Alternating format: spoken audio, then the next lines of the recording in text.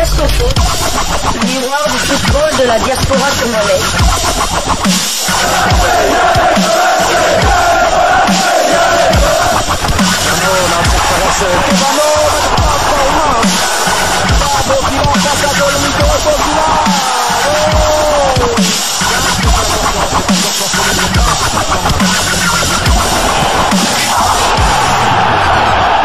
Diascofoot, le miroir du football de la diaspora congolaise.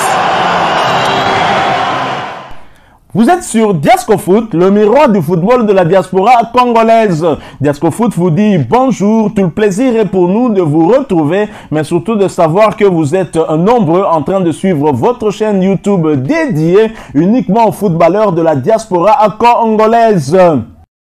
En France, l'arrivée de Cédric Bakambu n'aura rien changé à l'inefficacité de l'Olympique de Marseille dans le cadre du Classico qui l'opposait au Paris Saint-Germain. Cédric Bakambu qui n'avait pas été titularisé lors de cette rencontre par son entraîneur, le technicien argentin Jorge Sampaoli, a assisté en tout cas à la défaite et à la suprématie du Paris Saint-Germain qui avait en tout cas son trio d'attaque bien présent sur la pelouse des Parcs de Prince. Cédric Bakambu est entré en jeu dans les temps additionnels. Impossible pour lui en tout cas d'aider son équipe en réalisant une performance qui aurait permis à l'Olympique de Marseille de pouvoir inscrire des buts, ainsi revenir à la hauteur du Paris Saint-Germain. Les Marseillais avaient comme objectif d'éviter la défaite. Malheureusement, ils ne seront pas parvenus. On va dire que le Paris Saint-Germain était bien supérieur et déjà le match était plié en première période avec l'ouverture du score de Neymar sur un service de Verratti. Nous sommes là à la 12e minute.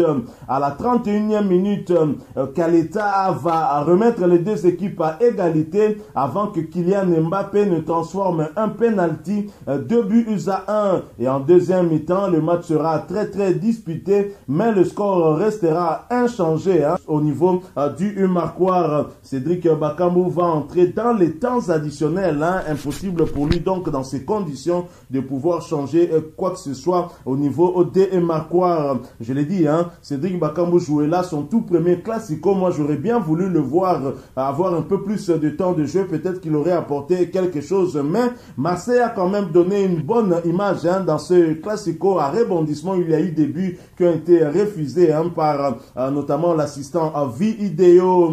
Voilà donc ce que nous avons voulu partager un tout petit peu avec vous, avec cette première expérience de Cédric Bakambu dans le Classico. C'était le choix de Jorge Sampaoli de ne pas le titulariser, probablement par rapport à son schéma tactique, même si on aurait aimé le voir jouer un peu plus. Peut-être qu'il aurait apporté un peu plus de profondeur à cette attaque marseillaise et permettre d'essayer un peu d'équilibrer les choses. En Turquie, on poursuivait la Super League turque. 9 buts et 3 passes décisives en 9 matchs avec Kasimpasa. Jackson Muleka fait des merveilles depuis janvier, depuis qu'il a été prêté sans option d'achat par son club, le Standard de Liège. L'international congolais Jackson Muleka et Kasimpasa se sont largement imposés 4 buts à 0 devant la formation d'Adana Dermispor de Brit Assombalonga en match comptant pour la 33e journée du championnat. Les deux attaquants internationaux congolais ont disputé cette explication, mais c'est Jackson Muleka qui s'est encore illustré. Il a marqué un doublé à la 45e minute ainsi qu'à la 63e minute avec une passe décisive à la 11e minute. Ce sont ses 8e et 9e buts de la saison et sa 3e passe décisive. C'est leur 5e succès en 6 rencontres. Ils occupent la 11e position avec 44 points et vont tenter de garder cette dynamique lors de la prochaine journée. Ce sera en déplacement sur le terrain de Beşiktaş. Le match est prévu pour le lundi 25 avril prochain. Toujours en Super League turque, championnat turc de première division, Paul José Mpoku, un autre international congolais, son club de Konyaspor renoue enfin avec le succès. Défait le week-end dernier sur la pelouse de Rizespor de Yannick Yalabolasi, Konyaspor renoue avec la victoire en s'imposant à domicile face à Gaziantep Gaziantep 4-1. Paul-José Mpoko a fait son apparition en jeu à la 65e minute de la rencontre. Ce succès permet à son équipe de conforter sa 3e place avec un total de 61 points. Konyaspor, qui avait longtemps été dauphin de Trabzonspor, leader de ce championnat turc, a donc laissé des plumes avec ses mauvais résultats successifs. Maintenant, avec ce succès retrouvé, j'espère qu'ils vont rester dans cette dynamique et que l'équipe pourra donc retrouver peut-être cette seconde place du championnat turc de première division. Nous restons en Turquie, mais nous quittons la Super League turque. Cette fois, nous allons en 2e division turque où l'on jouait la 30e journée. Samsunspor recevait Eyüpspor. Joel Kayamba était titularisé, mais il n'a pas joué toute la rencontre puisqu'il a été remplacé à la 89e minute de jeu. Samsunspor occupe la 8e place du classement turc de 2e division avec 11 victoires et 10 nuls et 9 défaites. 47 buts inscrits contre 40 buts encaissés. Joel Kayamba, en termes de temps de jeu du côté de Samsunspor, à 377 minutes sur les 810 possibles. Il a participé à tous les 9 matchs de son équipe. Alors, prochain rendez-vous après ce match nul à domicile, des regrets, peut-être. Ce match nul de 2 buts partout. Samsunspor cherchera peut-être lors de la 31e journée, avec ce déplacement du côté d'Adanaspor, à faire un meilleur résultat que ce match nul concédé à domicile. Et le match est prévu pour le jeudi 21 avril 2022 prochain sur le coup de 15h heure de Kinshasa. Nous poursuivons ces quelques news qu'on a récoltées pour vous. Nous quittons la Turquie. Nous allons aller cette fois-ci du côté de la Bulgarie. Nous y allons après cette courte pause. Diascofoot, le miroir du football de la diaspora congolaise. En Bulgarie, l'international congolais Jordan Ikoko et Ludogorets, champion de Bulgarie, victorieux hier après-midi face à Slavia Sofia 4-1.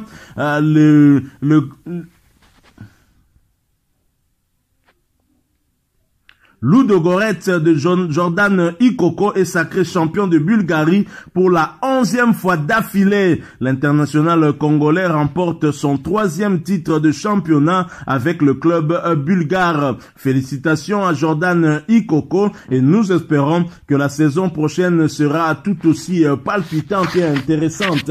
Mais en attendant, c'est en Champions League européenne qu'il faudra essayer de rester le plus longtemps parce que Ludogorets très souvent est éliminé avant la phase des groupes.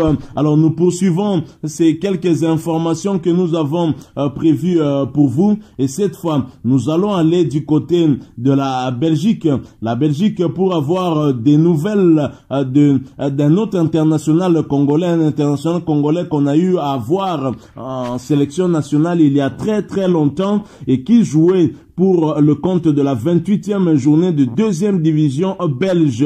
Et ce déplacement de Moukon sur le terrain de Beveren et la défaite 2-0 parfait Mandanda, puisque c'est de lui qu'il s'agit, était bien évidemment titulaire, mais il n'a pas joué toute la rencontre puisqu'il a été remplacé sur blessure à la 46e minute de jeu. Son équipe Moukon occupe la 7e position du classement de 2e division belge avec 8 victoires, 6 matchs nuls, 14 défaites.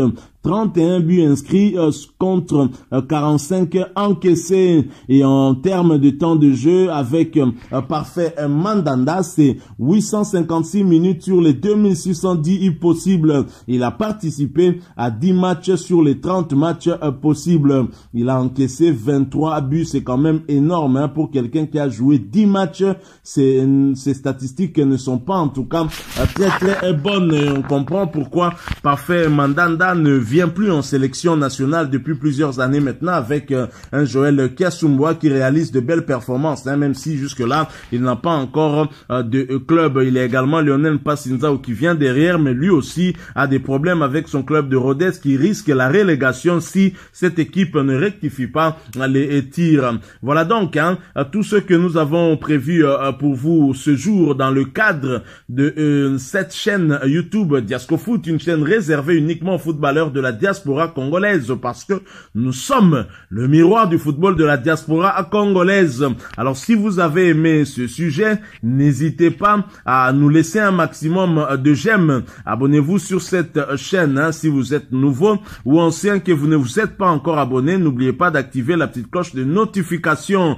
Pour cela, vous devez cliquer tout simplement sur celle qui va apparaître lorsque vous serez abonné. Encore une fois, merci à vous, avec espoir, bien entendu, de vous retrouver après.